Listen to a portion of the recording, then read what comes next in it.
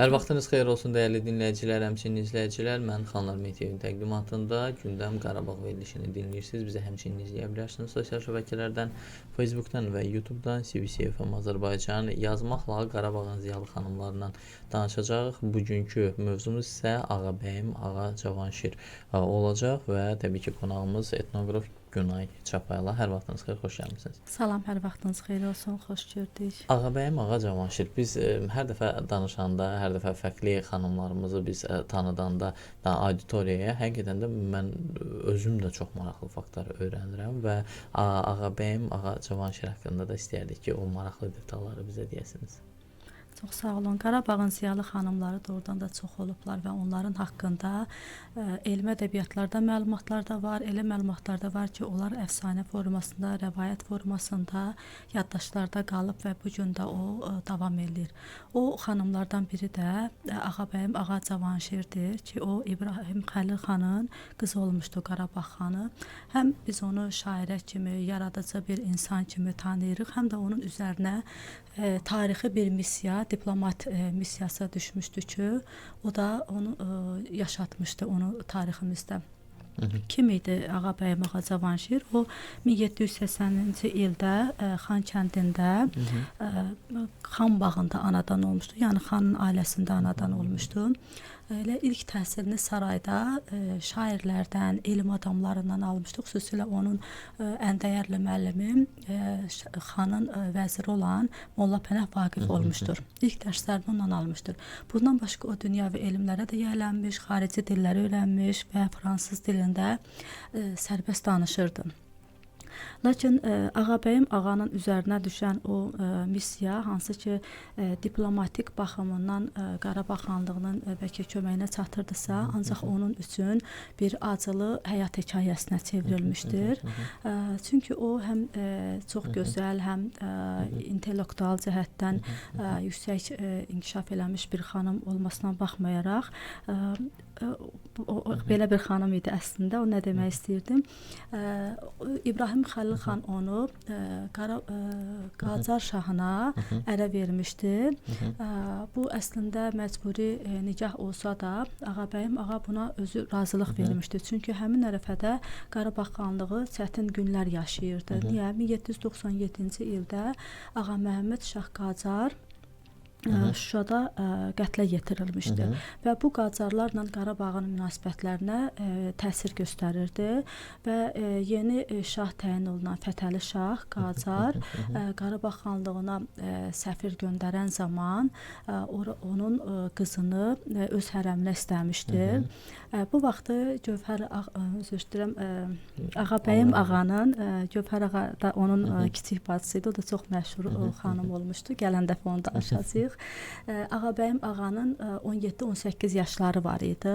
Gənclik dövrünü yaşayırdı. Hətta onun öz sevdiyi də var idi. Qarabağın sərkərdələrindən olan Saday bəy idi, onu sevirdi.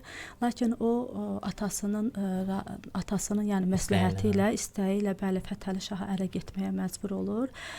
Maraqlı bir məlumatlar var ki, deyirlər ki, o şahın sarayına gedərkən özü ilə 200 nəfərlik bir heyətlə gedir, yola salınır. Onun cehizlərini daşıyanlar, xidmətçiləri, nökərləri və bunların içərisində yenə də bəli, yazarlar da var idi. Ondan sonra elm adamları da var idi ki, onun ətrafı hamısı bir yerdə getmişdi.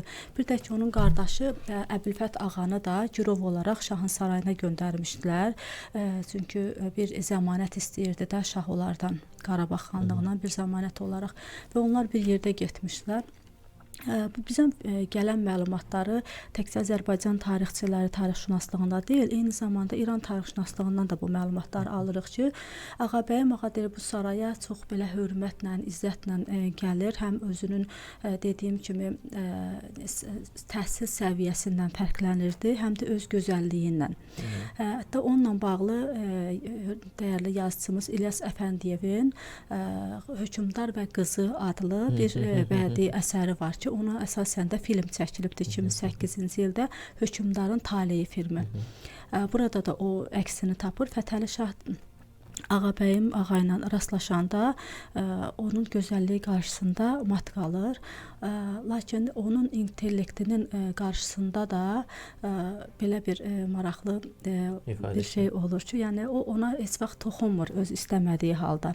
Və onların arasında rəsmi, yəni izdivac olsa da, şah ona fürsət verirdi ki, nə vaxtsa onu sevəcək. Sevdiyi halda onlara münasibəti ola bilər və elə Ağabəyim ağanın da kədərli tarixi buradan başlayır ki, o heç vaxt vətənindən ayrı üzü gülmür və üzü gülmədiyi üçün həmişə kədərli, qəmli, qüssəli gəzirdi və şah onun könlünü almaq üçün Vətən bağı adlı bir bağ saldırır Tehranda və bu bağa Qarabağdan torpaq gətirir, ağaclar gətirir, güllər gətirir.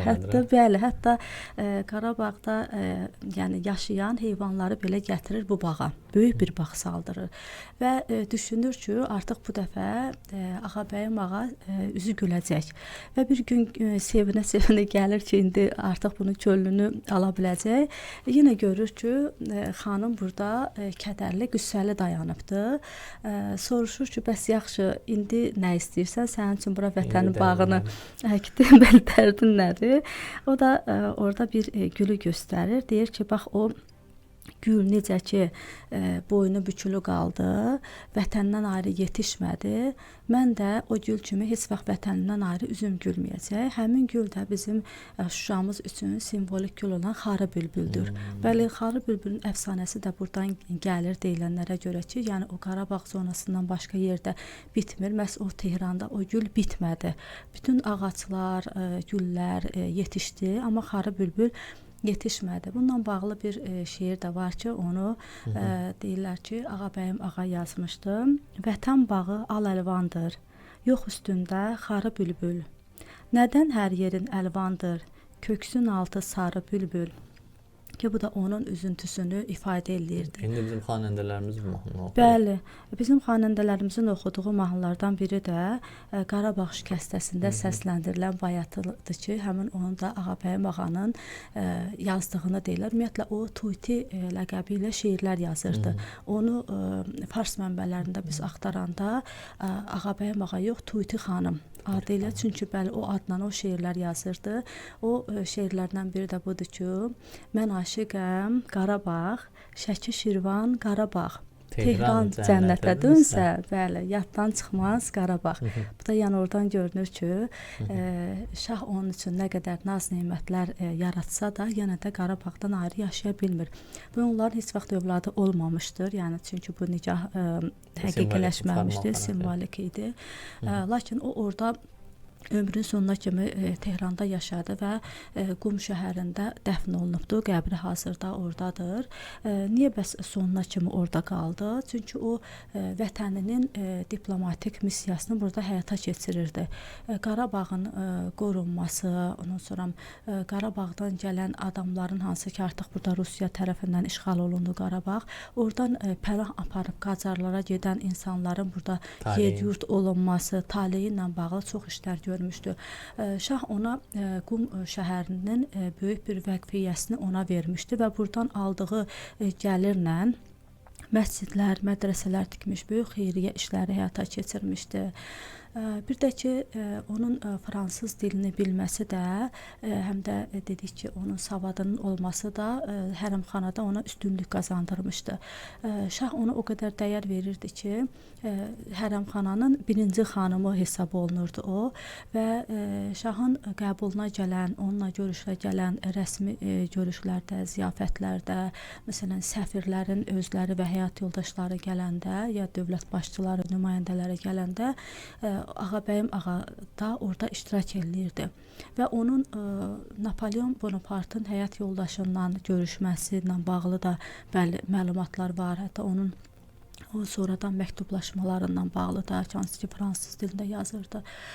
Bir də Rus imperatorunun xanımı Çariça ilə də yazışmaları qeyd olunur. Hansı ki, hətta bir məktubda Çariça ona məktub yazaraq bildirmişdi ki, sən şahın həyatında doğmuş bir günəşsən, ulduzsan, belə bir ifadə də işlətmişdi. Həmin ərəfələrdə ki, Rus-Qacar müharibələri gedirdi, birinci Rus-Qacar və orada Gürcüstan, bəli, barışıq zamanı Gürcüstan müqaviləsinin imzalanmasında da deyirlər ki, onun bir missiyası olmuşdu ki, bu danışıqlarda o sülhpərvərlik eləmişdi. Sonra əsirlərin azad olunması, məhkumların buraxılması kimi bir fikirləri də həmişə o şaha təlqin eləmişdi. Eyni zamanda İrəvan xanı Həsən xan Ruslar tərəfindən əsir götürülmüşdü. Hansı ki 1826-27-ci illərdə Rusların İrəvan qalasını mühasirəyə alması və orada böyük bir döyüşlər həyata keçirilmişdi ki, İrəvan təslim olmurdu. Hələ onu da qeyd edeyim ki, İrəvan o çətinliklə alındıqdan sonra Erevanski adlı bir titul da verildi o generala ki, hansı ki İrəvan qalasını təslim almışdı. O zaman Həsənəli xan əsir götürülmüşdü Ruslar tərəfindən və onun əsirlikdən azad olunmasında Ağabəyim ağanın xüsusi rolu olmuşdu ki, o danışıqlarda o iştirak eləmişdi ki, onu geri qaytarsınlar. Və 1832-ci ildə vəfat edir və Qum şəhərində də dəfn olunur. Amma onun o vaxtda yazdığı, yaratdığı, etdikləri hələ də dildədir. Bəli, 1832-ci ildə vəfat eləyir və Qum şəhərində dəfn olunur. Lakin bu günə kimi də onunla bağlı xatirələr, yəni yaddaşlarda qalıbdır. Dediyim kimi, təkcə Azərbaycan tarixşünaslığında deyil, Fars tarixşünaslığında, Rus tarixşünaslığında da biz bu məlumatlara rast gəlirik. Ağabəyim ağa Cavanşir haqqındakı, hansı ki bu missiyanı öz üzərinə götürmüşdü, belə deyək. Nə qədər ki özünün sevdiyi var idi, vətəndən ayrı düşürdü. Lakin o vətənini qorumağa çalışırdı. Bir məlumatı da qeyd edeyim ki, bayaq dedim ki, Əbülfət ağa, onun qardaşı, o da onunla bərabər girov olaraq Qacar sarayına getmişdi. Həmin deməli İbrahim Xəlil xan Ruslarla 1805-ci ildəki danışığa getməyə məcbur olmuşdu. Kürəkçay müqaviləsi imzalanmışdı. Bu müqavilədən sonra Qacarlar hiddətlənir və İbrahim Xəlil xan üzərinə qoşun göndərir. Bu qoşunu göndərən zaman Abbas Mirzə idi bu qoşunun komandanı da. Abbas Mirzəyə Abbas Mirzə daha doğrusu Əbülfət ağaya belə bir tapşırıq verir ki, ona bir qoşun həvalə edir və onu məhz Şuşaya göndərir. Yəni Qarabağ, yəni öz atasının üzərinə göndərir və Əbülfət ağa da burada razılaşır. Niyə razılaşır? Çünki ona deyirlər ki, onsuz da sən atan, yəni xanlıqdan salınacaq. Və bu halda yəni irsi olaraq səni xan qoyarıq, Qarabağ xanı qoyarıq. Bu da bununla razılaşmışdı. Ağabəyim ağa bunu eşidəndə çox hiddətlənir və qardaşına hətta onu bildirir ki, yəni bir də mənə bacı deyə müraciət eləmə, sən ki belə bir işə razılıq vermisən. Baxmayaraq ki, özü sarayda yaşayırdı, yəni şahın həyat yoldaşı idi. Ancaq hansısa yəqin ki, bir tədbirlər görməyə çalışardı da, yəni düşünürdü ki, nəsə edə bilərlər qardaşından. Lakin qardaşı yəni sadiq qalmamışdı da, o da ondan çox hiddətlənmişdi. Belə bir yəni məlumatlar da var. Çox təşəkkür edirəm. Mən təşəkkür edirəm, çox sağ olun. Və Gündəm Qarabağ verilişi bununla da yekunlaşır. Sizsə bizi dinləməkdə və izləməkdə davam edin. Sağ olun, salamat qalın.